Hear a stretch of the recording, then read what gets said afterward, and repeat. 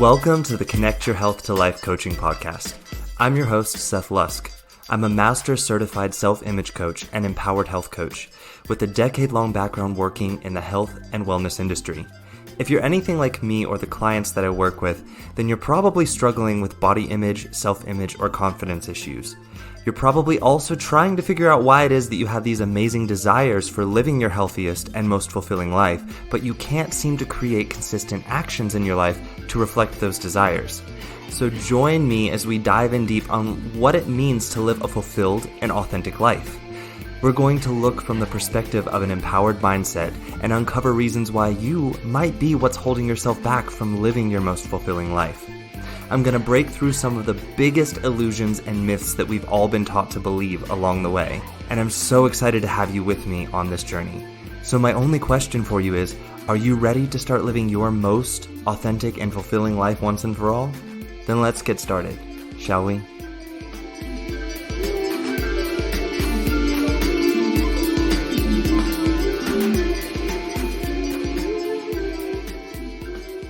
Hey everyone, welcome back to the podcast. For those of you listening in for the first time, welcome. You picked a fascinating episode to listen in on. All of my episodes are quite fascinating, but this one this week, I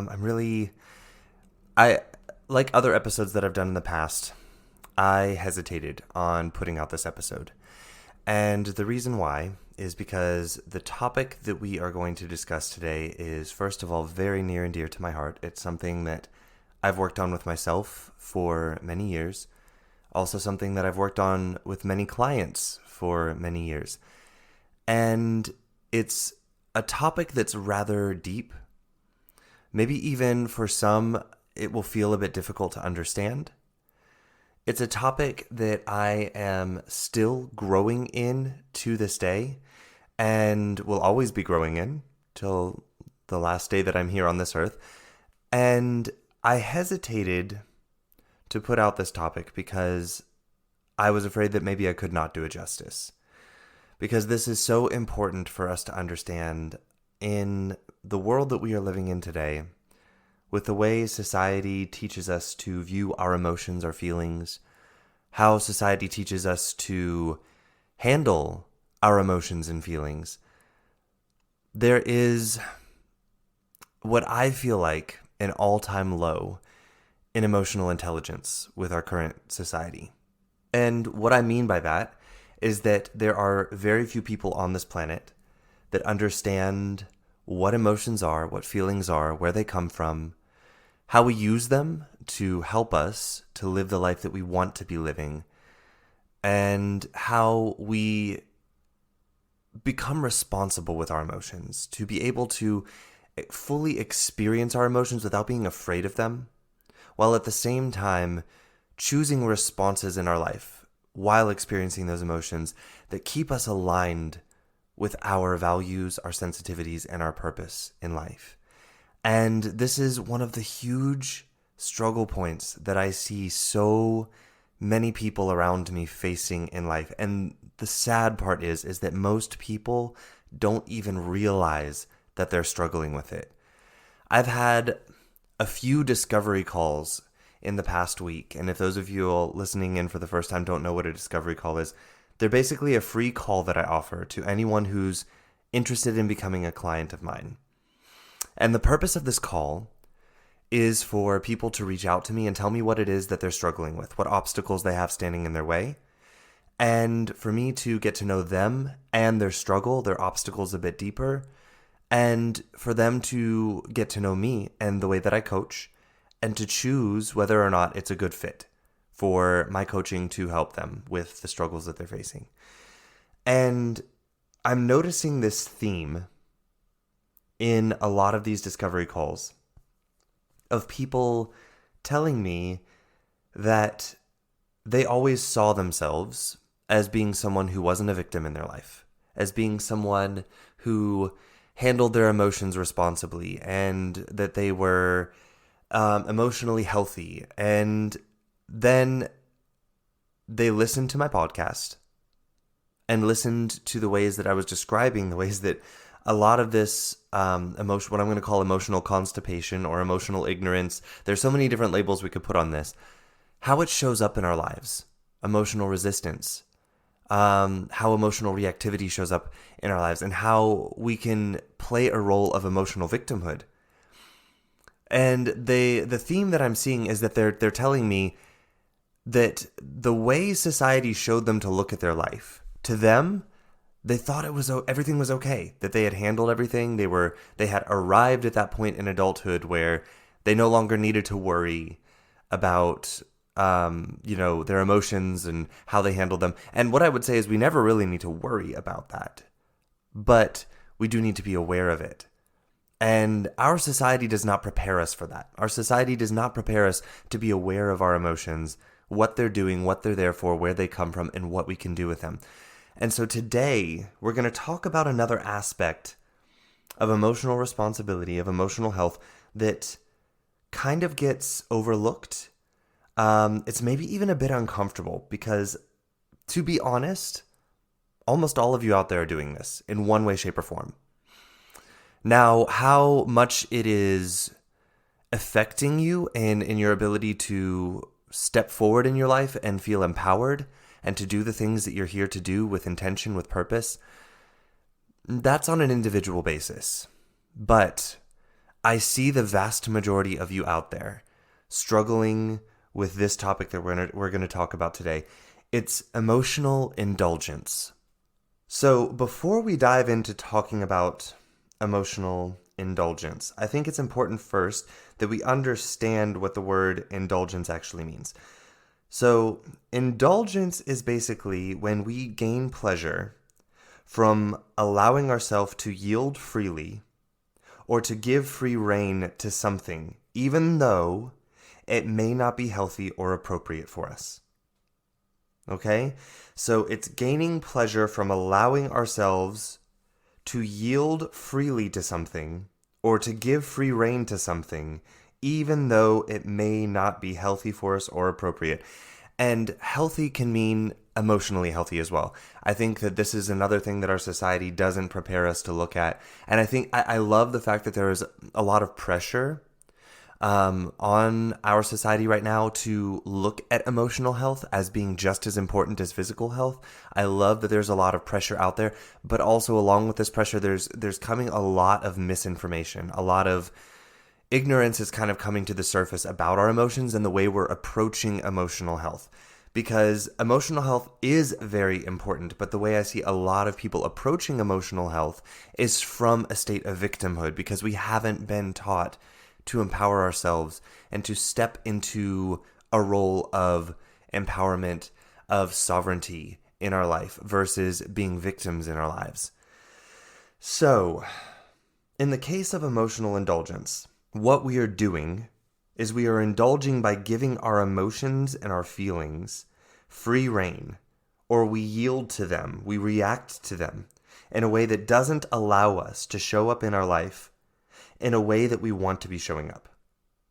And what I mean by that is not necessarily like you get angry and you hit someone, but maybe you get angry and you had planned to do something at that time, and then something happens, you feel angry because of some thoughts that you're having about the thing that just happened, and instead of doing the thing that you planned to do, you stew in anger for hours. And you run over the circumstance in your head for hours and create more and more anger. Meanwhile, the thing that was important for you to do, the thing that would have gotten you closer to living the life that you want to be living, the thing that you wanted to do for your own growth, just sits there, ignored and pushed to the side while you indulge in an emotion. And here's the thing. I have told you all many times, it is so important for us to be comfortable with feeling our feelings and our emotions, and to be able to have our full human experience of emotions. And that means not resisting emotions. But here's the thing. It's like we do with so many other things in this world. It's either one extreme or the other. And we forget that there's this whole area in between the two extremes that the solution usually lies in.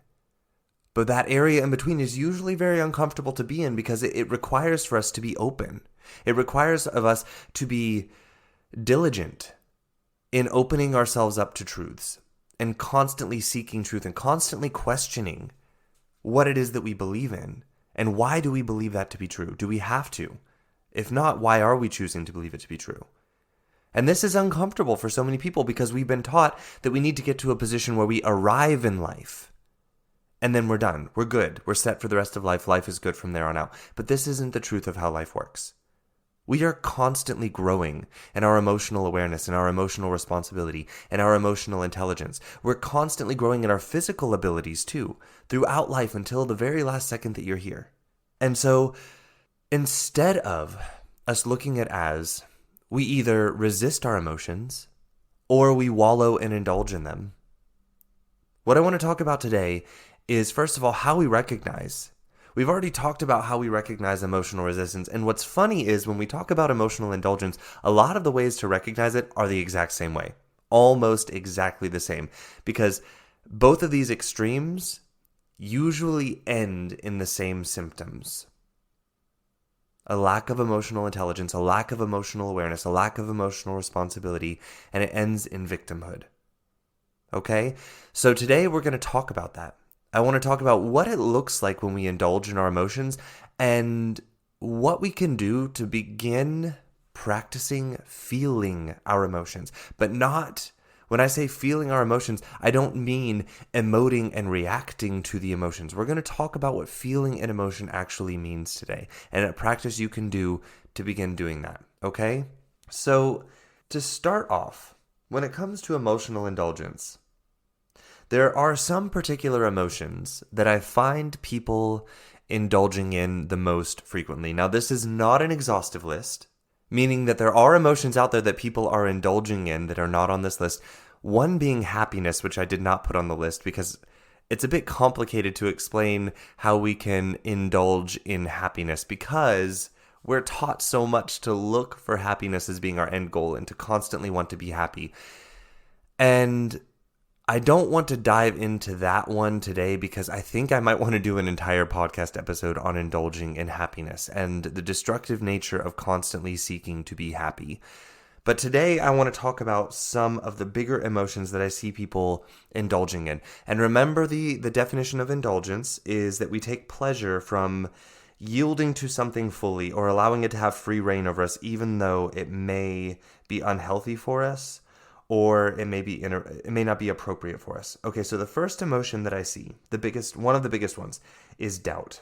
And I know a lot of you right now are scratching your head and being like, why on earth would you say that anyone would indulge in doubt? No one likes doubt.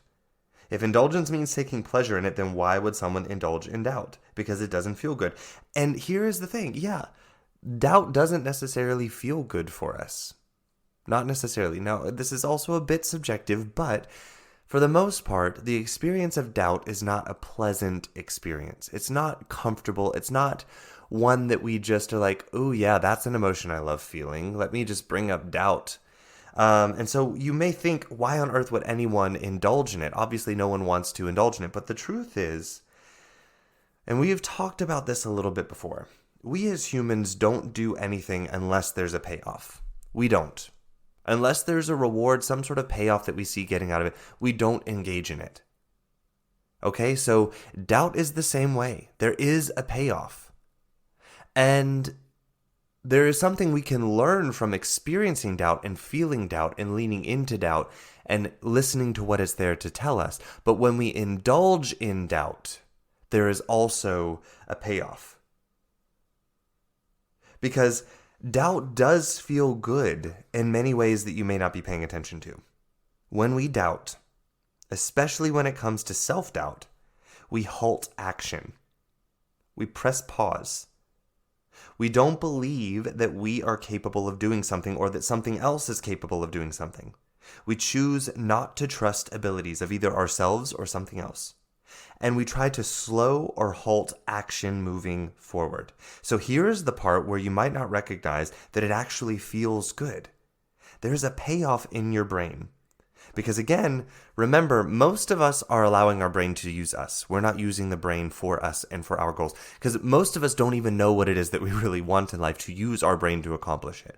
We know what we think we should want, or what other people tell us, that, or what society rewards, and therefore we think we should want that because society rewards it.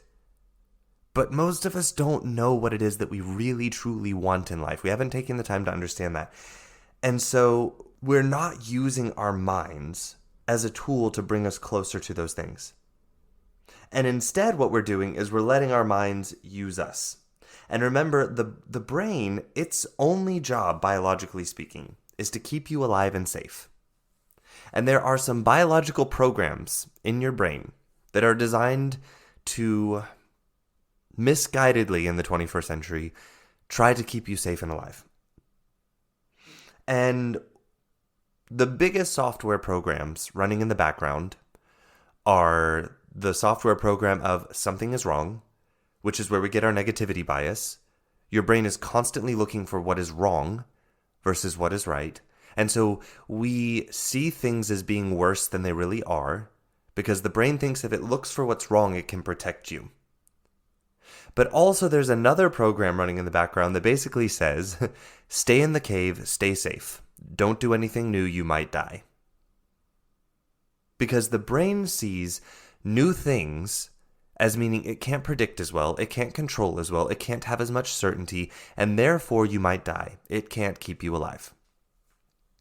And in the 21st century, how this shows up is we sit in fear of taking the actions that we want to take, that we're actually designed to take, because we're afraid of feeling uncertainty, because we're letting our brain convince us that uncertainty means death and we shouldn't experience it, that we should have certainty, that we should have control, and we should have comfort at all points in time.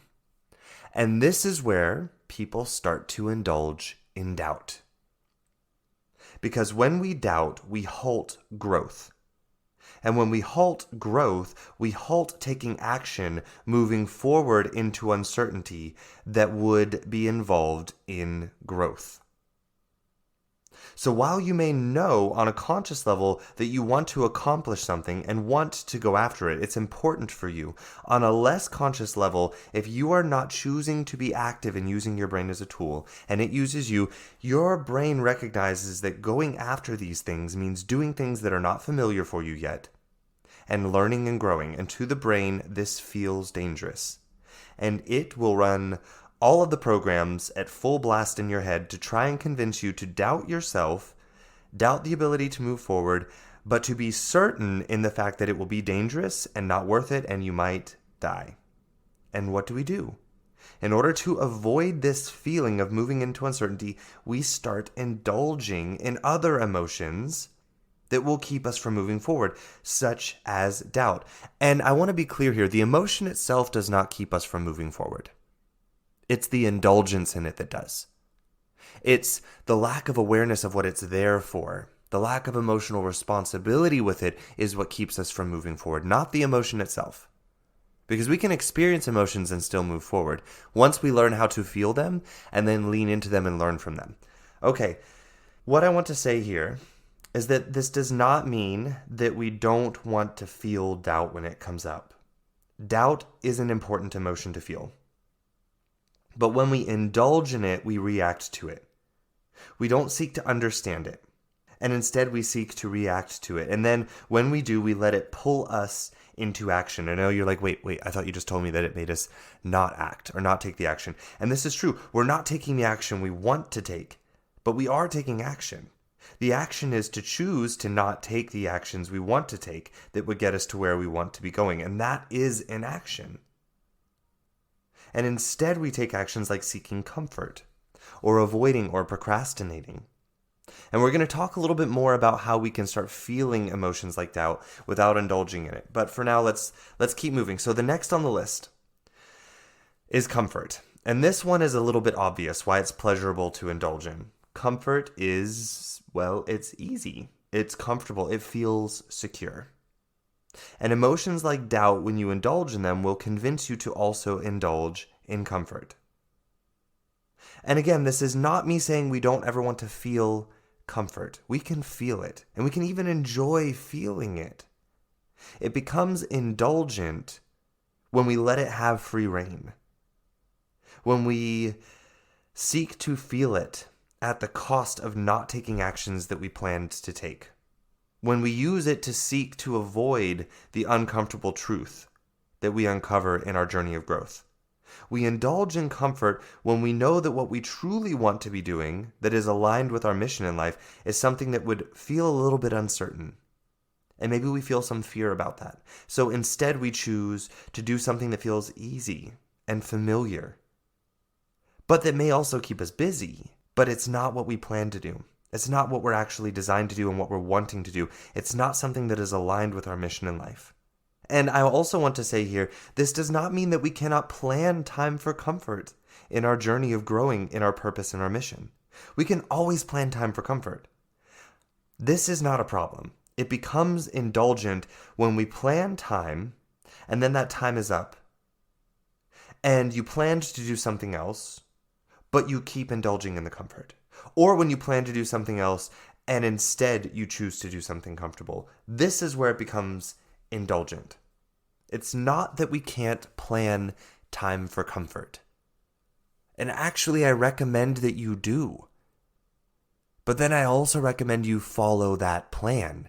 And this is where indulgence in the emotion creates distraction from our mission, from what we're after, is because instead of moving into the thing that we plan to do, into the thing that we want to do, into the thing that's truly important for us, we continue to do the things to feel comfortable, to avoid the discomfort of doing the thing that we actually planned on doing. So another emotion that I see people indulging in is anger. And what I want to say here is that anger is an important emotion to experience. When we lean into this emotion, we learn things that we want to see less of in life. We learn places where we are casting judgment on someone, or something, or an action. We learn where we might be trying to control something that is not within our control. So anger is an important emotion to feel and understand, but it can become indulgent, and I see a lot of people doing this. It becomes indulgent when we allow anger to drag us into actions of violence, whether that be verbal, emotional, or physical, where we planned to create more understanding and connection. But here's the thing about understanding and connection, is that understanding and connection require vulnerability. And because there's uncertainty involved in being vulnerable, because we no longer can, we're no longer manipulating the other person's emotional experience and what they might think about us and what they might do, we're being vulnerable instead and allowing them to have their full emotional experience of us having ours. That feels uncertain to the brain. And so the brain will try and resist this uncertainty by bringing up anger. Because anger is a way for us to avoid feeling vulnerable, feeling connected, feeling compassionate, feeling intimate in moments with people in which we would be opening ourselves to look deep inside and be truly honest. You see, there are moments where we truly want to understand another person and we want peace and we want connection, but we let our ego come in, we let our brain come in and control us and convince us that that uncertainty and that vulnerability is too scary. And we're better off putting up walls, going into offense, and attacking with anger, and hoping the other person gives up and maybe they become vulnerable, and then we can control them and take over their emotional experience and control their emotional experience and use it to get something that we want. But at the same time, we do it at the cost of truly connecting with this person, truly understanding them and allowing them to understand us. Every time we do this, we dull our connection with people. And this is an indulgent emotion because we use it so often to not connect in our relationships, to keep relationships at surface level, to keep us from being vulnerable and allowing people to believe what they want to believe about us, but knowing our truth about ourselves. Anger becomes indulgent when we start using it to resist the vulnerability of connection, the vulnerability of understanding and letting someone else understand us. I see this happen so many times in friendships when someone or both people haven't been completely honest with each other about something and then allowed this dishonesty to build and create tension in the relationship. Same in romantic relationships. And in these situations where what both people really want is to get back to feeling connected, get back to feeling understood, get back to feeling seen and close to each other. Instead, they indulge in anger as a way to feel more protected, more safe from allowing the other person to truly see them and have their own emotional experience about it, to have their own thoughts about it. And in this way, people start using anger to indulge in, even though anger doesn't feel good. Maybe to some people they think it does, but even though anger is not one of these pleasant, what we would label as a pleasant emotion, we indulge in it because it feels safer, more controlled than being vulnerable, being open, trying to understand another person. I see this happening in families where relatives will fight with each other for years. And when they're not around each other and you talk to them about this fighting, they'll tell you what they really want, what they really wish is to mend the relationship and get to a place where they can connect with each other and understand each other and love each other and have peace. But then when they are around each other again and the opportunity arises, the people get scared of that vulnerability, of opening up the conversation to growth. And they take that familiar emotional path of reacting to anger, indulging in anger, just a bit more. Because it feels more familiar, it feels more safe to attack the other person and to be angry about them, to judge them in anger, than to be vulnerable. So the next emotion that I see people indulging in is sadness. Now, sadness is again one of these emotions that I want to stress how important it is for us to experience the emotion. And when we lean into it in a healthy way and feel the emotion, sadness can remind us of connections in our life, joy that we experienced. It can remind us where we're telling ourselves that we're not worth experiencing it anymore, or where we're not able to, or where we lost something and therefore we are not good enough to experience these joys in our life anymore. Maybe because of a breakup or a divorce or a separation, maybe because of death. Sadness can lead us to understanding what we actually have to appreciate in this life when we lean into it, and can remind us of where we have limited ourselves in being able to experience that appreciation. Sadness can remind us of the richness of connection that we have experienced with a person, and lead us to understanding the wanting of more of that feeling in our life, and wanting to connect, and wanting to have real vulnerability and connection with someone. But here's where I see people indulging, is that they see sadness as a way to block themselves from moving forward in life, or that it has to block them from moving forward in life. I see this a lot after breakups, divorce, or death of a loved one. And it's not that we don't want to experience sadness in these situations, but it becomes indulgent when sadness no longer teaches us, when it no longer empowers us to find what we're longing for in this life, and to remind us to go after it. But instead it convinces us that there's no hope, there's no point in trying, and that it's just not worth it to want anything anymore in this life, or to try anymore. When we allow sadness to derail us from living our life and convince us to sit in hopeless inaction, then we've begun to indulge in sadness. That's no longer feeling the emotion. When you feel like you can't want what you want in life anymore, or there's no point in wanting it because you're sad, and you'll just always be sad. And then, therefore, you've chosen to indulge in sadness. And I know, again, some of you are thinking indulgence means pleasure, and no one gets pleasure from sadness. But remember, as with doubt, there is a payoff that is very similar here to the one with doubt. We do get pleasure from indulging in sadness. We get the pleasure of avoiding the discomfort of moving forward into growth and learning and healing. Because to the brain, it's like, oh no, we don't know what's on the other side of this. We're sad, remember, because the familiar thing is gone. The thing that we were comfortable with is gone, so we're sad, we don't move forward. Healing would mean moving forward, finding new ways to make connections, finding new ways to appreciate your life. So we get pleasure of avoiding the discomfort of leaning into sadness and finding out what we want to create more of in life and then going after it. We avoid that discomfort of growth again. And this is why indulging in sadness is pleasurable to us. And another way that we get pleasure from indulging in sadness is attention. For a lot of people, when we're sad, there are people around us that have a very people-pleasing nature. Or that feel like people shouldn't be experiencing sadness. And that they should help you get over your sadness. And so seeing someone feeling sadness triggers within them to try and make you happy. Because that's the goal, right? To hurry up and get you to happy. Because happy is the emotion you want to be experiencing, not sadness. But the truth is, we want to experience sadness. We just don't want to indulge in it. The goal is not to get to happy as fast as possible. It's to be in the sadness and learn what is there to teach you. What you're wanting in your life. And where you want to go after it.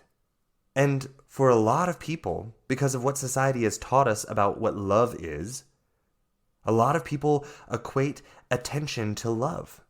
And I talk about this in my book that's coming out in January.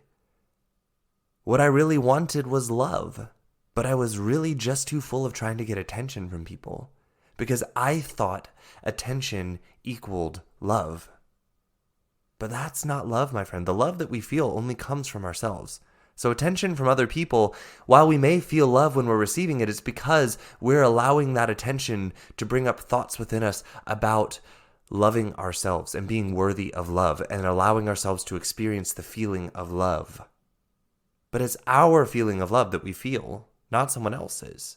But a lot of people equate attention to love. And so being sad has the payoff of receiving that attention. And I know this is very uncomfortable for a lot of people to look at, and a lot of people might call it victim blaming. It's not victim blaming. I'm not blaming anyone for feeling sad. I'm not blaming anyone for even indulging in sadness. What I'm saying is it's time for us to begin to recognize that we're doing it, because we haven't been taught to recognize it. We're not aware of it. Of course, you haven't done anything about it yet. You're probably not even aware that you're doing it. And so what I'm wanting to do today is not blame you for it. I'm wanting to help you see that you're doing it so you can re-empower yourself. Because awareness is always our first step into growth. And there's another way in which I see people indulging in sadness. It's not just about the attention. Sometimes with sadness, we perceive lower expectations on us from others. Oh, they're sad. No, don't expect them to do that. That's too hard for them right now. They're sad. They're going through something. They're grieving. They're sad. Let's not expect anything. So there's also this relief of expectations that we get from indulging in sadness versus experiencing it, finding out what is there to teach us, finding out what is there to show us that we have in our life that felt so good to us that we want more of and that we want to go out there and create more of. Because maybe a person is gone that we were leaning on as being our source of that thing that we want to feel. And this is something we may want to discuss a bit further about these expectations, because when it comes to expectations, we also have to remember that expectations don't actually come from other people. They can tell us that they have expectations of us, but in order for us to feel like the expectation is on us, we have to believe in that expectation being on us. We have to take it. No one can put an expectation on us. But that's something to talk about for another time. For now, just what I want you to recognize is how you might be indulging in sadness because you feel like it removes pressure from you to be expected to do something in life. And leaning into those expectations will teach you a lot about what it is that you truly want in life and where you're allowing other people to tell you what you should want in life versus what you truly want. But again, that's for another episode. So the next emotion that I see people indulging in, very similar to sadness, is hopelessness. And again, while hopelessness is obviously not an emotion that we would label as pleasant, much like sadness, we can use hopelessness as an emotion to indulge in, because when we indulge in it, we are doing it, choosing to believe a thought or belief that there is no point in taking action. So to the brain, this means less uncertainty, less danger. We're going to stay where we are. There's no point in trying anymore. We're not going to take any actions that are involved in growing. People will indulge in hopelessness because it feels safer than the uncertainty of growth and the fears they might experience from doing new or hard things. So hopelessness becomes this emotional indulgence. People will sit in it They will sit in hopelessness and let their internal dialogue of voices tell them why there is no point to keep trying. And they'll let that voice keep playing in their head and creating new evidence of why there's no point in trying. Because even though this feels uncomfortable, it feels more familiar and safe to the brain because you won't be trying something new. You'll just be sitting back and not taking action. Which brings me to the next emotion that I see people indulging in, which is worry. It's another emotion that most of us would not label as pleasant. And that's what's so interesting about these emotions. Comfort is really the only one on the list that feels pleasurable in and of itself. The other ones aren't emotions that we would label as pleasant, but we use them to indulge in to avoid another discomfort. One that we're actually wanting to move into. Much like with doubt when it comes to worry, when we worry, we come up with excuses to not take action. We come up with future stories of ways that everything is going to go wrong and everything is going to be bad and it's just not worth it to try. It's too dangerous. Stay in the cave, stay safe, don't do anything. Worry keeps a person in inaction. And this feels like pleasure to the brain because it's more familiar. Your brain knows how to deal with the discomfort of a stagnant life that doesn't feel fulfilled. Because your brain's like, oh, okay, we've done this already. We know how to stay alive here. But going out there and facing those emotions, not really sure what's going to happen out there. So it's probably just better if we stay here and stay miserable than try and grow. That's a better idea to the brain. And when we let our brains use us and when we're not aware of what our brain is doing and we don't use it for a tool for us, it will convince you to use things like worry and indulge in it. Which brings me to the next emotion, indecision. I hear this all of the time as a coach in my coaching sessions with clients. And I don't allow them to indulge in this. I don't know. I'm not sure. Immediately when I hear clients saying this, I'm like, okay, we're going to rephrase that. If you did know, what would you know here? Because the truth is, when we say I don't know, when we say I'm not sure, there is a solution there.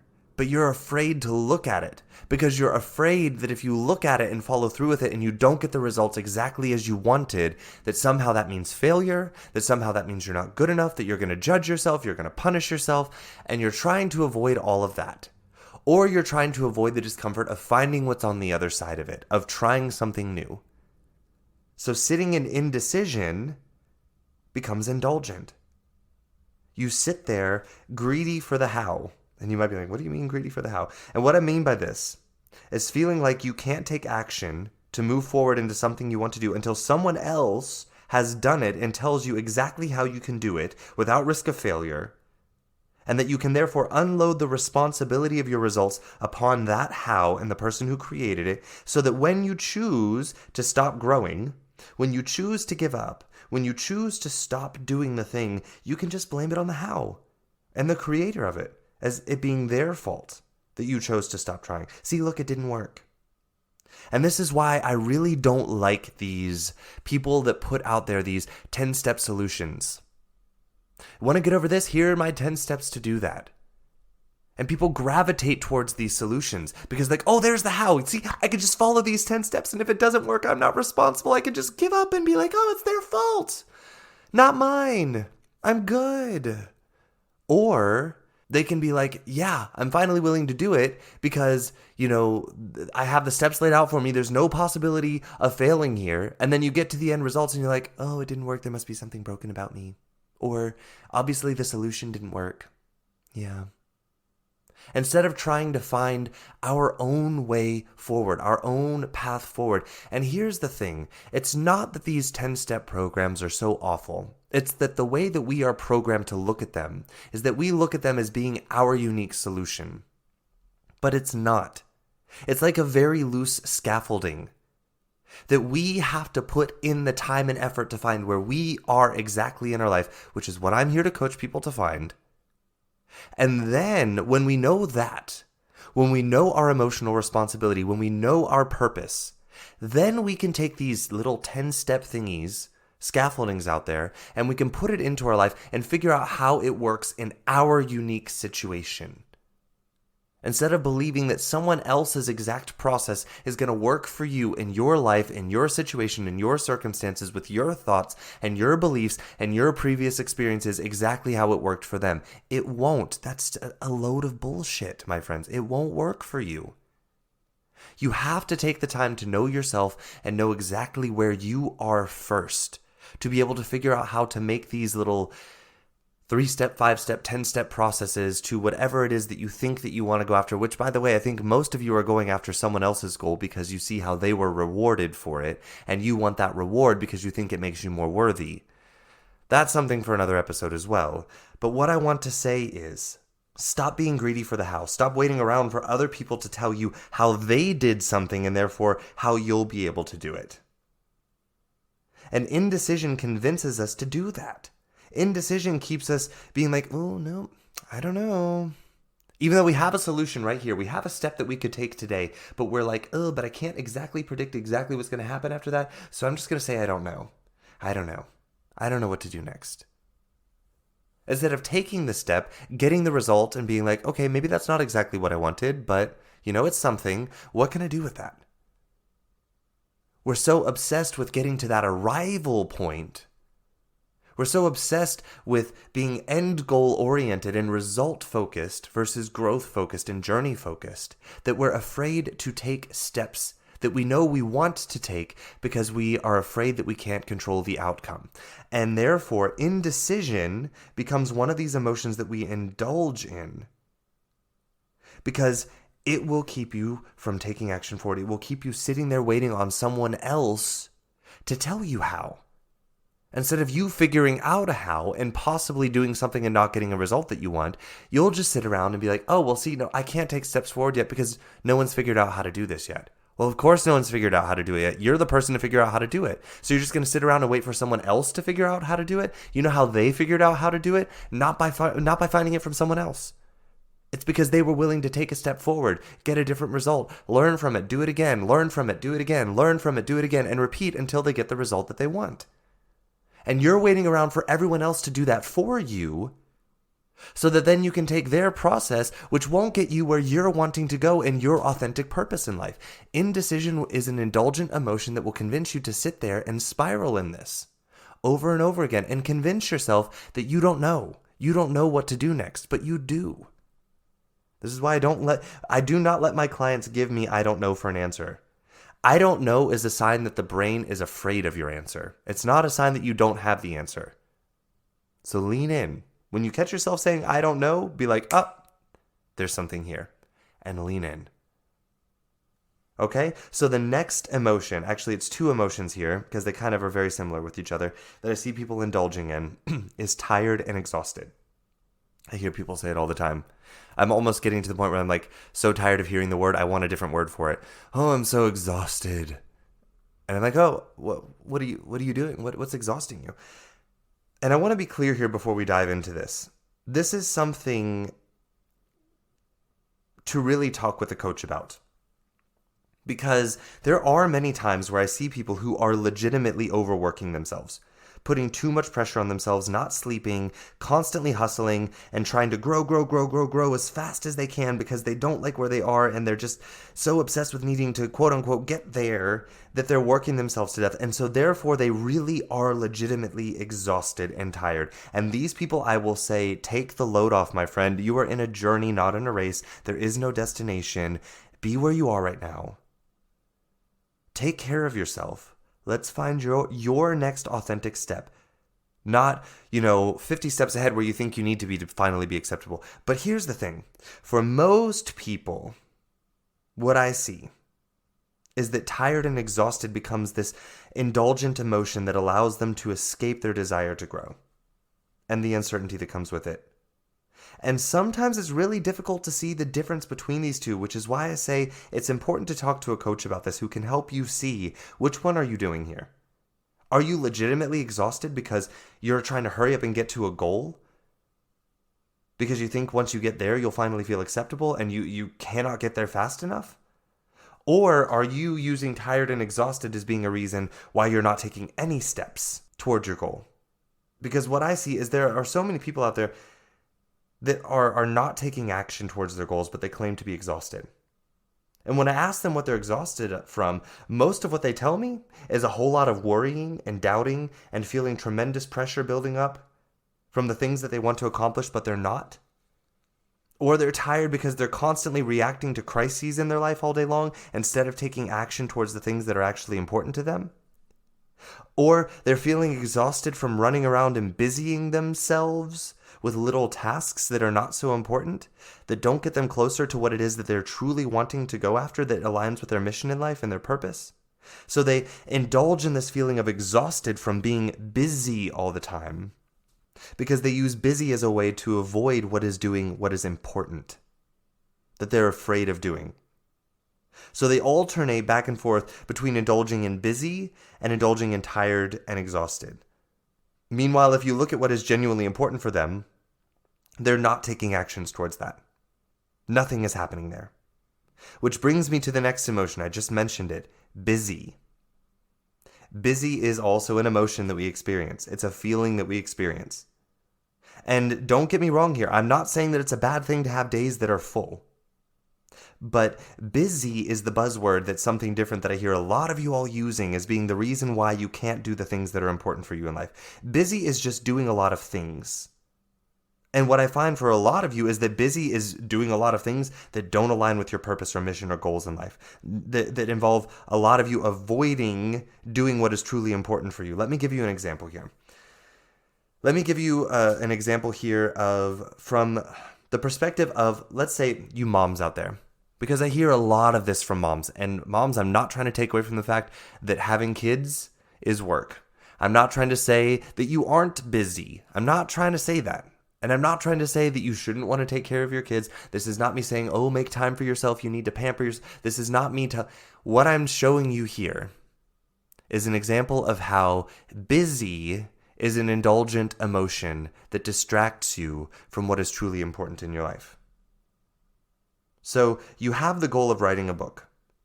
And say you even go so far as to plan time on Saturday to do this because there's nothing else that is important to do on that Saturday.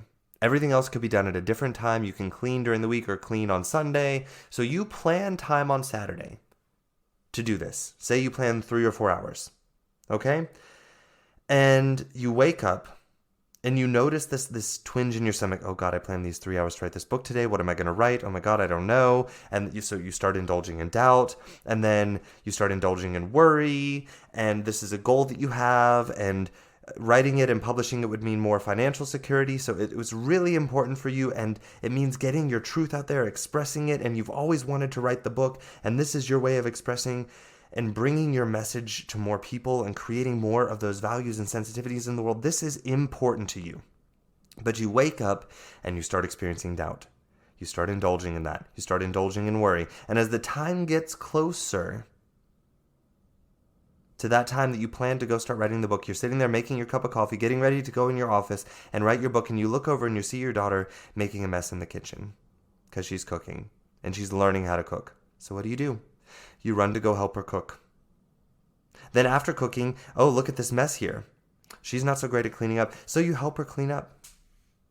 And then as you do, you dirty some towels. So you go to put the dirty towels that you were wiping up the counters with into the laundry, and as you do, you notice that the laundry basket is full.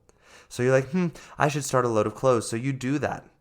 And as you do, you find a toy in one of your son's pockets, and it brings you to his room because you want to give it back to him. And when you do, you find this room is a mess. So you start yelling at him, and then you begin helping him clean because you start telling yourself he can't do this on his own. He's not good enough to clean this room to my expectations. I don't want him to learn from cleaning. I want it clean, so it's best if I help him do it. And so you help him clean his room. You help him organize his room. And as you finish, he mentions to you how hungry he is because it's almost noon and it's almost lunchtime. And therefore, you go start cooking lunch for him. And then as you do, the family smells it and they want lunch too. So you start making an even bigger lunch. And then after lunch, you see your daughter struggling with the dishes and you want the dishes to be done right. So you decide to help her with the dishes. Help her clean up the kitchen. And again, as you do, you start to notice the kitchen faucet is dripping. So you're like, that's something that my husband needs to fix. So you run outside and you go to tell your husband in the backyard. And as you do, you notice your plants are looking a bit dry. So you go and you grab the hose and you start watering the plants. And as you water the plants, you get some mud on your shoes because you're standing there in the wet dirt. And so you go inside and you track some mud on the floor. So you notice the mud on the floor and you think, I should get the mop and go mop that mud up. And as you do, you notice how dirty the rest of the kitchen floor is. So you mop the whole entire kitchen. You go into the bathroom to dump out the dirty water because you can't get to the kitchen sink because the floor is dirty, and you notice how dirty the bathroom is. And the bathroom is a mess. It's your kid's bathroom, and your kids are obviously not capable of cleaning it, so you should clean it, right? So you mop the bathroom too, and then you clean the bathroom.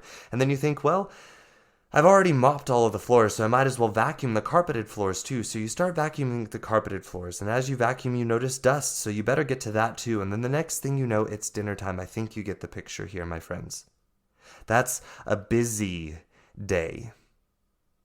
The whole day. And nothing that you did was bad or objectively not important.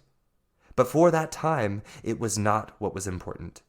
It was not what you planned. You broke your promise to yourself to start writing that book that was important to you.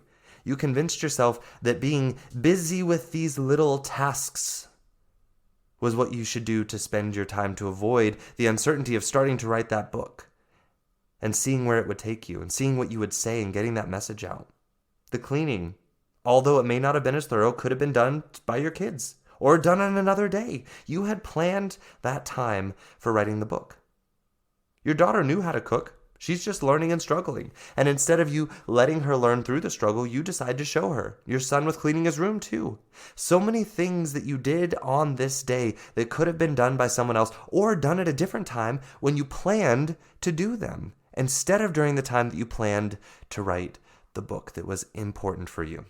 This is indulging in busy to avoid the uncertainty of the important things in your life that are a bit uncertain, that require a little bit of hard work from you, effort from you, learning from you, a little bit of doing it and not getting the result and trying it again and doing it again until you get the result you want.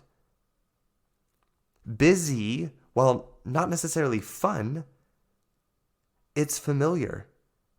It's comfortable. It's you doing a bunch of things that you know you're good at, that you can do, instead of doing the thing that you plan to do, that you set time aside for, that you told yourself you were going to do. And my friends, it's not just moms either, or even just parents. I see single people doing the same thing in their lives in different ways, avoiding a project that is important to you, where you want to be going in your life. And by doing so, you would be moving into uncertainty. So instead, what you do is you indulge in busyness with helping other people doing tasks that are important to them, that you quote unquote notice at the time that you plan to do the thing that's important for you. Not planning to do these other things at other times. So instead, you just do them as a reaction to avoid the uncomfortableness of doing the important thing that's uncertain for you. This is where we start to indulge ourselves in busy, my friends. All of you are doing it. I used an example of a mom, and moms, I'm not just trying to single you out here, but I do see it a lot with you guys. I see it a lot with moms who busy themselves with taking on the responsibility of everyone and everything in their house and trying to control everything and taking no time out for the things that are important for them, not planning the things that are important for them, so that they have time to do the things like the cleaning in the house, to help their kids with learning things, but also to help themselves with learning things. And it doesn't stop with just moms. You single people out there are doing it. You dads out there are doing it too. You married couples that don't have kids, you're doing it too. Using busy as a way to distract yourself from what is important. That thing that if you did it would get you closer to the life that you want to be living, but you're not sure if you can quote unquote do it right. So instead you indulge in busy. This brings me to the next emotion, which doesn't really relate to busy, but it's an important one, self-pity. I see people sitting around and indulging in self-pity, feeling sorry for themselves because of how much of a quote-unquote loser they believe they are, how incapable they think they are, how hard their life is in comparison to another person's life. And here's the thing, this is subjective. But let's just say, for instance, you could somehow prove that your life is objectively harder, which you can't. And if you believe you can, I say please speak with the coach or me, so we can show you how you are putting yourself in a victim mode in your life. But say somehow you could prove that your life is objectively just harder. So if you sit there and complain about it and feel sorry for you about it, and talk about how much it sucks and how it shouldn't be this way, let me ask you, what actions are you taking to make up for how much harder your life is to accomplish the goals that you want to accomplish in your life?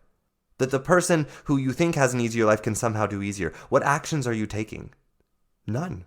You're taking zero actions other than sitting there and indulging in self-pity. And here's where self-pity becomes indulgent.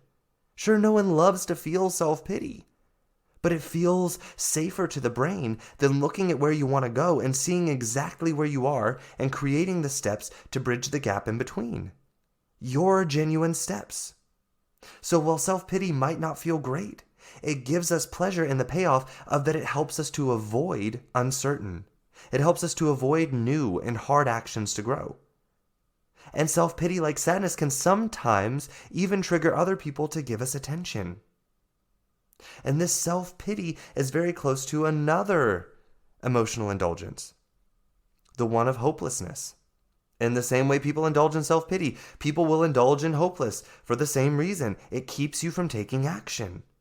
And it can create attention for you that you may perceive as love or connection. So my friends, the question is, I want you to ask yourself, are you indulging in self-pity? Are you sitting around and feeling sorry for yourself and not taking action because you feel sorry for yourself? My friends, if you feel sorry for yourself, look at what it is in your life that you feel like you're not taking action towards, that you're not creating in your life, and then ask yourself, why am I sitting here feeling sorry for myself instead of going out there and creating it?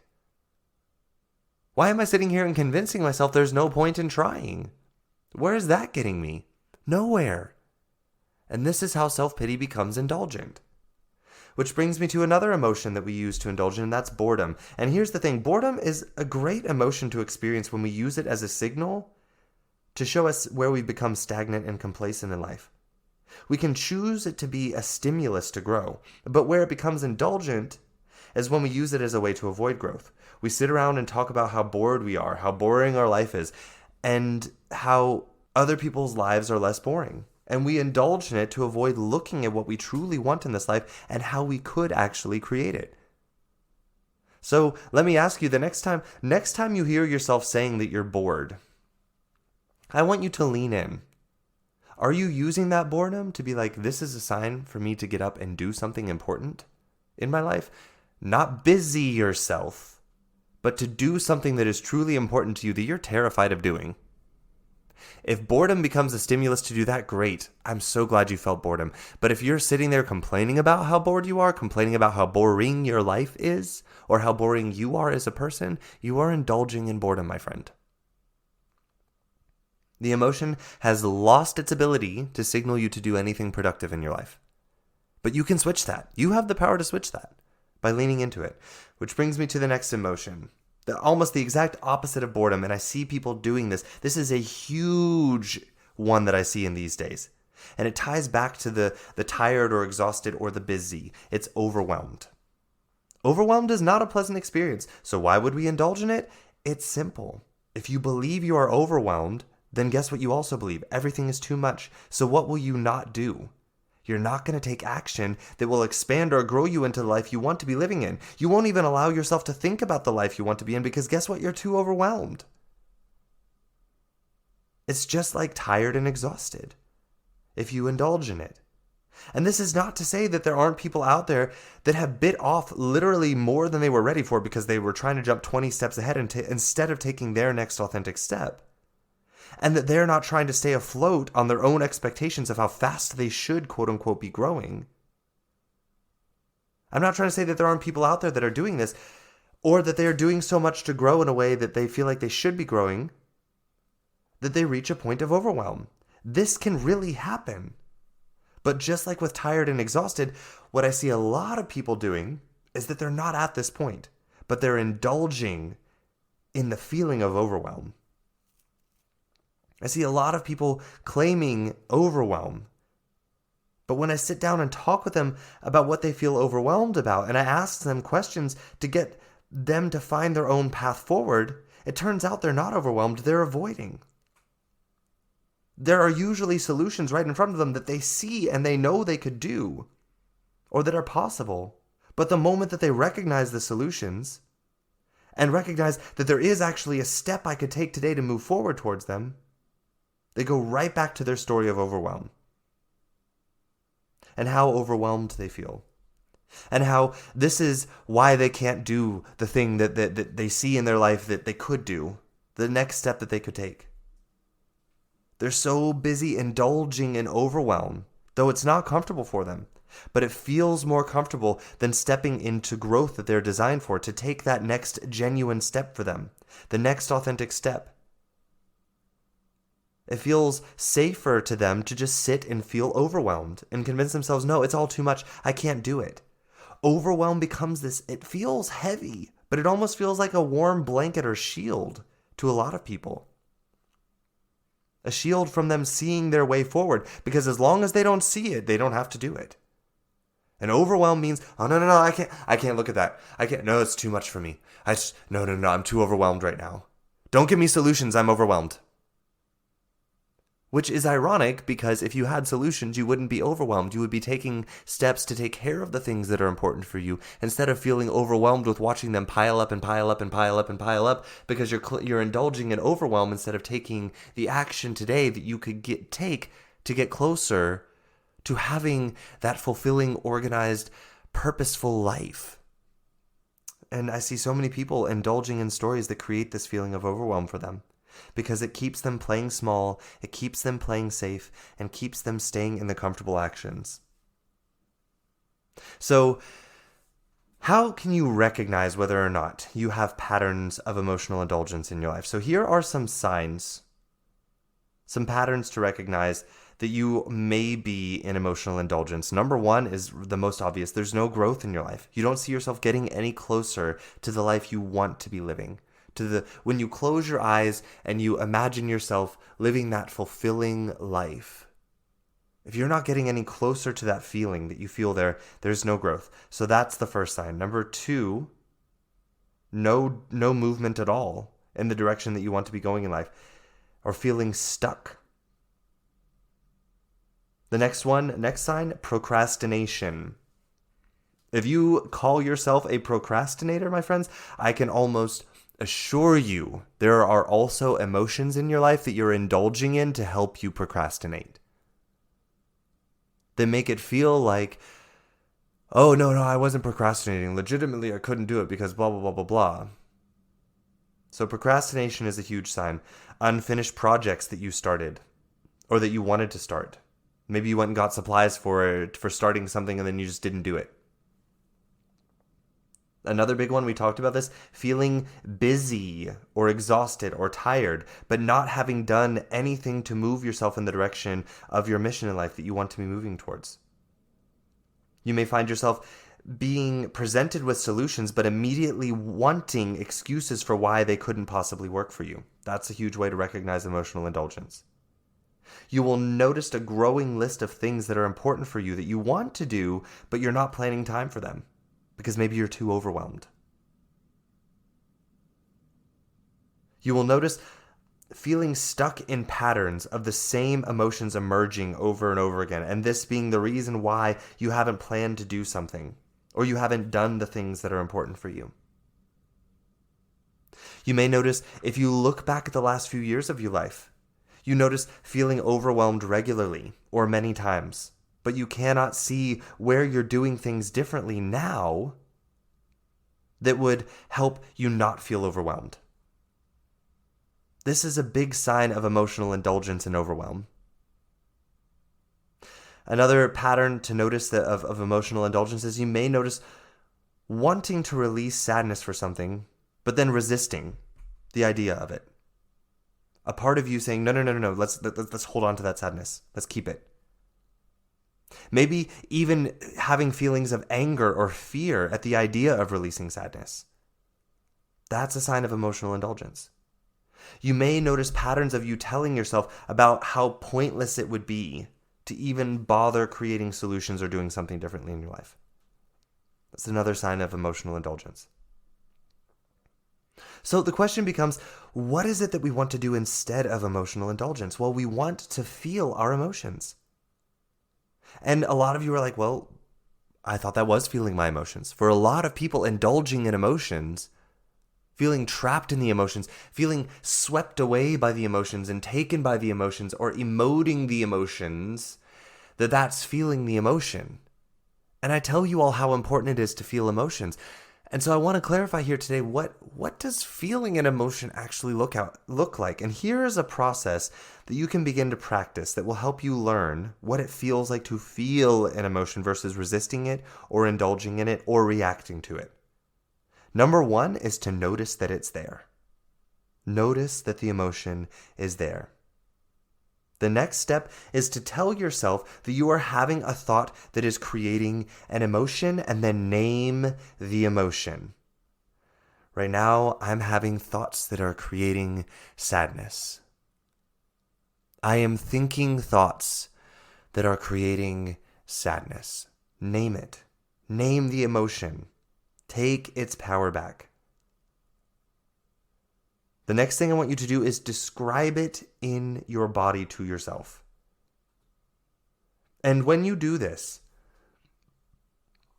I want you to pretend that you're in the presence of a creature from another planet. And on this planet, they don't experience emotions. They don't know what an emotion even is or what it's like. And I want you to imagine you're trying to explain in detail to this creature what it's like to have an emotion in your body. Where do you feel it in your body? Does it feel like heat? Does it feel like tightness? Does it feel like heaviness? Does it feel like a vibration, like a pulsing? Does it feel like coolness? Does it feel like tingling? Does it feel solid or does it come in waves? Does it feel big or small? Does it feel intense or soft? Does it feel cozy? Really just pay attention to where it is in your body and what it feels like and describe it for yourself as if you were describing it to this creature who has no idea what an emotion is or what it feels like. And as you do this, I want you to also focus on breathing. I want you to breathe into the feeling. Wherever you feel it in your body, breathe into that area of your body. Lean into it. And I want you to focus on the exhaling of the breath too. Breathe into the feeling and long exhales. And keep describing it. Keep describing it to yourself.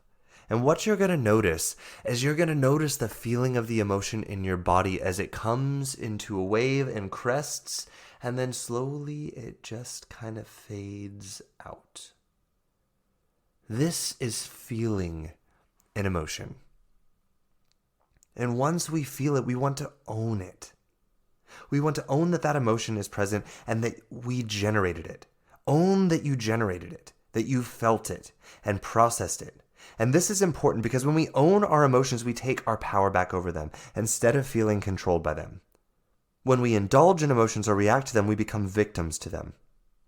They take us along for a ride in which we feel like they make us do things. This is emotional victimhood, and what I want to ask you to do is own that you generated an emotion, you felt it, and you processed it. And the next part to owning it is owning the thoughts that created the emotion by getting curious and leaning in. It's also so important to own these thoughts that create the emotion. And it's important because if we don't own our thinking, and take time to understand it and where it came from, we take the role of being a victim to these emotions just coming out of nowhere and grabbing us and taking us on rides, versus recognizing I'm generating these emotions because of thoughts and beliefs that I'm having. And when we take this role, we take our power back. Because when we take the role of not understanding the emotion, not seeing the thoughts, what we do is we take on the role of having no power. We take on the role of not seeing where we're creating the results that we're currently having in our life. And therefore, we see no way to change where we are in our life. Because we take on the belief that life happens to us and makes us think and feel things that we have no power over. And we just have to resist and try and survive it. But when we own our thoughts and beliefs behind our feelings and emotions, then we understand them. We understand where they came from. We get the opportunity to look at our thoughts and beliefs and understand them deeper and understand, why do I have this thought or belief? Is it something I want to keep around? Is it something that I truly want to believe in? Or is it something that I was told that I should accept and believe in? And maybe I want to question it a little bit. And when we do this, we have sovereignty and power again in our life. We take dominion over our life again. We get back in the driver's seat. So what I want you to do is, after we start getting comfortable with experiencing and feeling the emotion, not reacting to it or resisting it or indulging in it, we get curious about the emotions and what it wants to teach us, what it wants to teach you about your thoughts and beliefs. As we get curious about these emotions and thoughts behind them, I want you to take an approach to look at these that's going to be very helpful for you. And here's the approach. I want you to approach it with curiosity, with the approach of every emotion is there to show you something about yourself and how you are choosing to see the world. And that through seeing this, you will learn new ways to free yourself from the role of being a victim in your life and to re-empower yourself and put yourself back in that position of sovereignty in your life. Every emotion is there to offer you that opportunity. That's how I want you to approach this, from that perspective. Your emotions are here to help you know something, to know yourself deeper, and to help you to grow. And by taking this perspective, when you experience emotions and feelings, instead of resisting and indulging and reacting, you lean in, and as you feel, you get curious and you look for the lesson. You look for the growth. You look for how the emotion is there to help you. And as I've told you before, our brain is a tool that we get to use. And when we tell our brain what to look for, it will find evidence for it. It will find evidence for it. Try it out. Test me if you think I'm wrong about this. If you tell your brain to look for evidence of something, it will find it. Just keep telling your brain to look for it. And what I want to be clear about here is that this is a practice. This is not a destination. I'm not trying to tell you all that there is this time where you will arrive at this point in life where you just no longer react to emotions and you never feel overwhelmed and you're never confused and you never indulge in an emotion. I'm not trying to tell you that this is an arrival point. What I'm trying to tell you is that every time you notice these things come up, these feelings of overwhelm that you want to indulge in, when you feel reactions, when you feel confusion and you want to indulge in it, every time you notice this, you have this practice to turn to bring you back to your position of empowerment and sovereignty in your life. That's what this practice is for. It's not to get you to some arrival point where it's like, oh, I did it, I arrived, all emotions are taken care of, I'm good, I am an emotional scholar, I have a PhD in emotions, and I no longer have to think about my emotions. I'm just flips the hair, perfect. No, that's not the point of this. This is a practice that you will take with you for the rest of your life, that re-empowers you every time you notice yourself slipping back to emotional indulgence or emotional victimhood. So my friends, emotional indulgence, it is a tricky little habit that we've gotten ourselves into. And our society doesn't prepare us to recognize it. So a lot of us are doing it. All for the sake of avoiding the discomfort of growing into the journey that you're actually designed to grow into. So my friends, there's a lot more that we could talk about here with this. But the important things that I want you to take from today is I want you to begin to recognize if you're doing this in your life, if you're indulging in emotions and keeping yourself feeling stuck because of that. And I want you to begin to practice, instead of indulging in emotions that keep you feeling trapped or out of control in your life, I really want for you all to understand how to recognize this and step out of it and to re-empower yourself to experience and feel the emotion and learn from it. Not feeling controlled by that experience of the emotion or feeling resistant to it. There's this huge space between those two opposing experiences of resisting or indulging in emotions. And within this space in between, you can richly live the human emotional experience while showing up in your life and creating the life that you are designed to create and journey through. All right, my friends, so that's what I want you to take away from today about emotional indulgence. And if this sounds like something you might be struggling with or feel confused about, then I am here to support you. I'm here to guide you to some clarity and empowerment in this area of your life. I work with people one-on-one regularly to guide them into a life of emotional empowerment and responsibility so that they feel free in their life and unstoppable to do the things that they're designed to be here to do and grow into. So if you want this too, feel free to reach out. You can book a free discovery call with me through my website. Really simple website, www.slch.ch. It is a .ch because I am in Switzerland, so it's not a .com. www.slch.ch. The SL is for Seth Lusk, so slch.ch. I'm going to have it linked in the show notes, so you can also go there. You can also find me on social media, on Instagram, Facebook, LinkedIn. All of these will be linked in the notes below, so feel free to find and follow me there, learn more about the kind of work that I do with Clients 101, but also feel free to just reach out and ask any questions that you might have about this topic, or any other topic that you've heard in other podcast episodes that I've covered here. I'm here to support and guide, okay? Emotional indulgence does not have to trap you. It does not have to be something that you live through constantly. There is a way out, okay? I love you all. I love you so much. I wish you all the most emotionally empowered weekend and start to your next week. So until we meet again here next Thursday, ciao. Hey, thank you for listening in this week. I hope you enjoyed the content of this episode. If you did, please subscribe or follow this podcast to receive the newest episodes every week as I bring them to you here on the Connect Your Health to Life coaching channel. Ratings, reviews, and comments are always appreciated. These allow me to know more of what my listeners would like in the podcast and allow for more people who may be searching for a podcast just like this one to find the Connect Your Health to Life coaching channel. If you would like more information about me and the work that I do with my clients one-on-one, then please visit my website at www.slch.ch. Again, that is www.slch.ch. You can also find me on social media on Instagram at SethLusk_coaching. Again, that is SethLusk_coaching. And on Facebook in my free Facebook group community called A Healthy Life Connection. We would love to have you in the group, and it's only 3 membership questions that you have to answer to join. And again, it's entirely free. And if you need any further information or just want to say hello, feel free to send me an email directly at slusk.health@slch.ch. Again, that is slusk.health@slch.ch. Thank you again so much for listening, and I look forward to our next time together. Ciao.